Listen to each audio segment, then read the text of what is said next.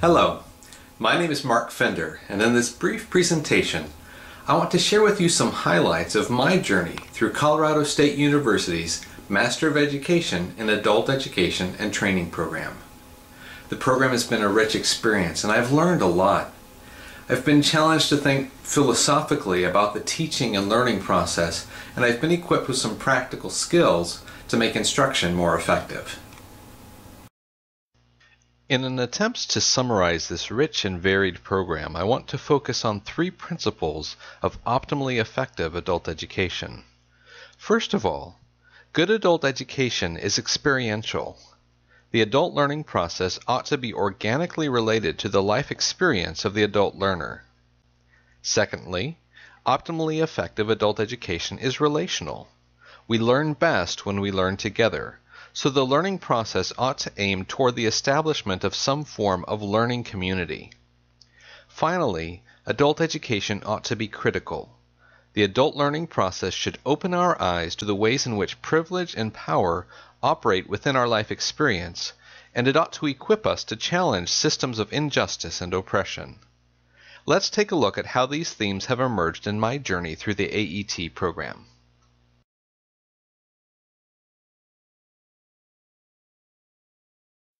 One of my first assignments in this program was to look at Jane Addams and the adult educational practice at Hull House in Chicago. This was an adult educational program that was embedded within the experience of life among the urban poor.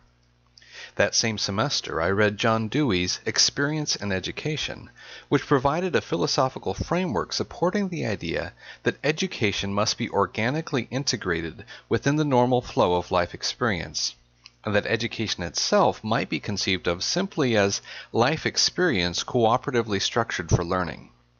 For me, this meant stepping out of the ivory tower of academic learning, where much of my own training had taken place, and embracing a broader vision of the ways and places in which adult education and training might occur.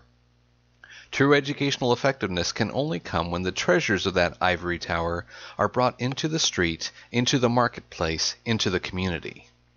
Whether in helping a manager at a Fortune 500 company maximize her own leadership skills, or in helping an addicted homeless man reorient his life, we learn from Addams, Dewey, and others that the educational process has to be rooted in, based on, and structured around the life experience of its participants.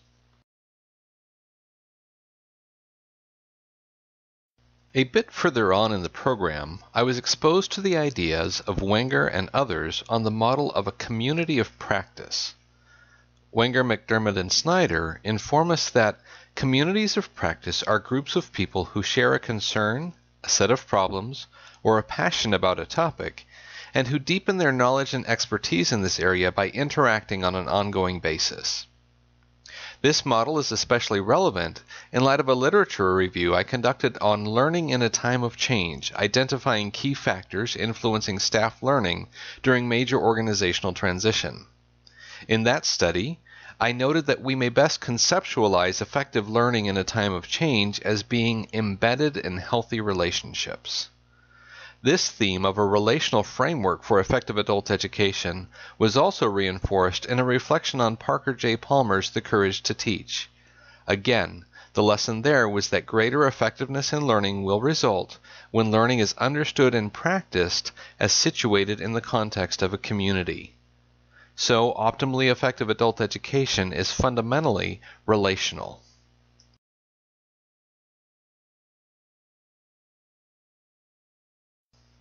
Another key theme within my journey through the AET program was that adult learning must be critical. My own appreciation for this theme emerged initially in a course on multicultural and special populations, and specifically the reading from Ellen Johnson on Power, Privilege, and Difference. That book was one of the few texts I've read in my life that I can honestly call life-changing. With simplicity and clarity, Johnson explained how we live in a world characterized by power differentials which privilege some and oppress others. That same course explored how that reality of privilege and oppression plays out across various dimensions of difference within the educational context. In the context of that course, the interface between adult education and social justice captured my attention, and this led me to an examination of critical pedagogy, most closely associated with Paulo Freire.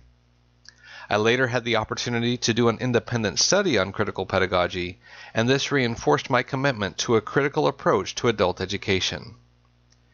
This critical perspective insists that our world is permeated by systemic injustice, which again privileges some groups and oppresses others. The system is supported, reinforced, and concealed by ideological hegemony, which lulls us into believing that this way of being and living is right and proper. The task of critical pedagogy is to unmask this hegemony and awaken awareness of people to this reality. It insists that another world is possible, and aims to inspire and equip people to pursue that utopian ideal.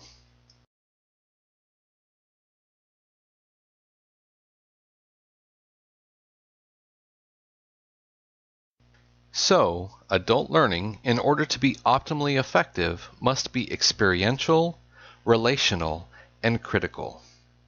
We can summarize these three themes in a model of the adult learning process that has three components. One essential component of the adult learning process is, as we have already seen, our life experience.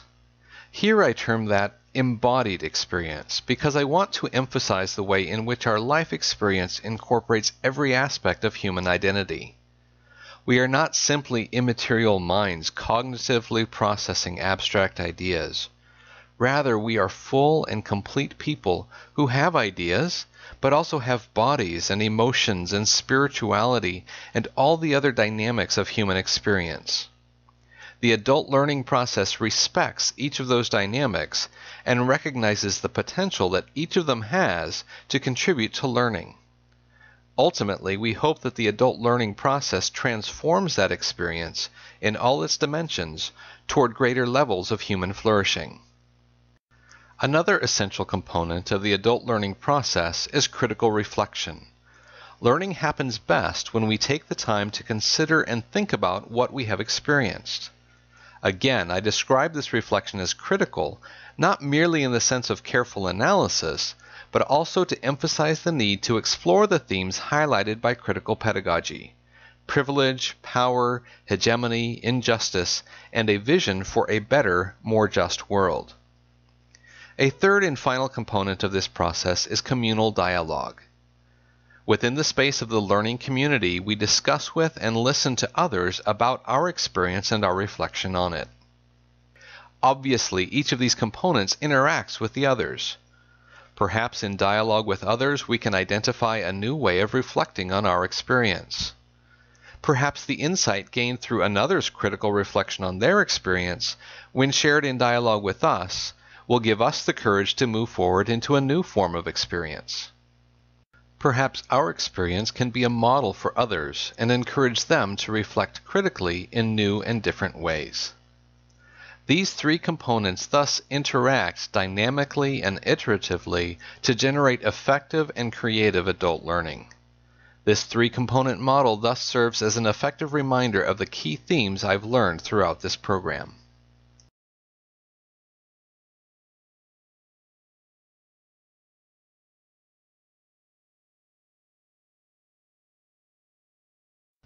As another attempt to summarize what I've learned throughout the AET program, I've not only tried to capture the adult learning process that I've just shared, but I've also tried to conceptualize a model of the infrastructure of adult learning in what I call here the critical community of practice, or, drawing on the language of critical pedagogy, we might call it the community of praxis.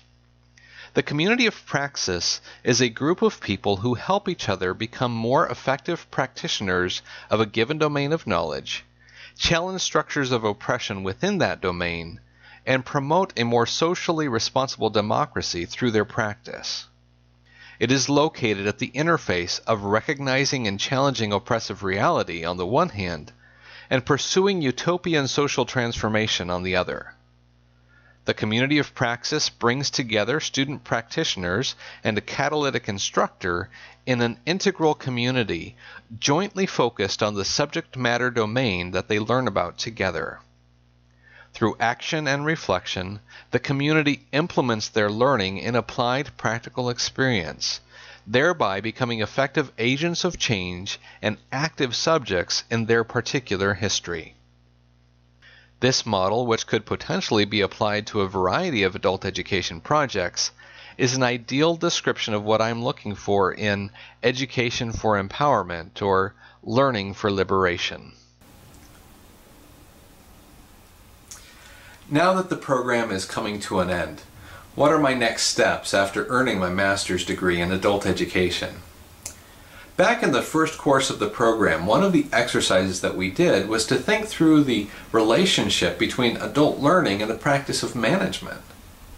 Indeed, in my work experience during the period that I've participated in this program, I've been in a managerial role, and that has really enabled me to sharpen and develop my management skills.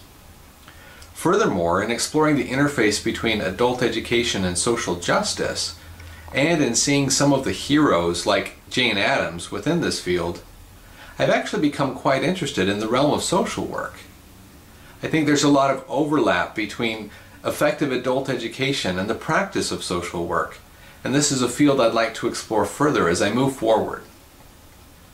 So I'm concluding this program with a better understanding of adult education structures and processes, with stronger skills in management, and a deeper interest in social welfare and social justice. Where will that lead me next in my career? I'm still trying to figure that out. Having just returned from an extended time overseas, as I look at my medium-term goals, I need to take the next few years to get reestablished here in the U.S. One possible development option is for me to continue my education. I am currently looking at the possibility of pursuing a PhD in a social welfare-related field a few years down the road, once my family and I are fully established here. More immediately, but with a long-term impact, I'm currently in a job search. I'm hoping to land in a nonprofit management job, which will allow me to contribute to well-being for society's most vulnerable, while giving me the chance to use my adult education training to invest in helping the staff I work with become more effective. I'm especially interested in the fields of supporting survivors of domestic violence and sexual assault, and in responding to the challenge of homelessness in our communities. But there are a lot of variables in a job hunt, so we'll see what happens. Even if I don't end up in a traditional adult education role, if there even is such a thing, what I take forward from this program is a set of values and principles. Values that aim at equipping people to realize their potential in a world characterized by hopefully increasing levels of social justice, and principles of adult learning, change, and growth that are fundamentally critical, relational, and experiential. Thank you for listening to this part of my journey. Of course, this is just the end of one particular phase. The journey continues.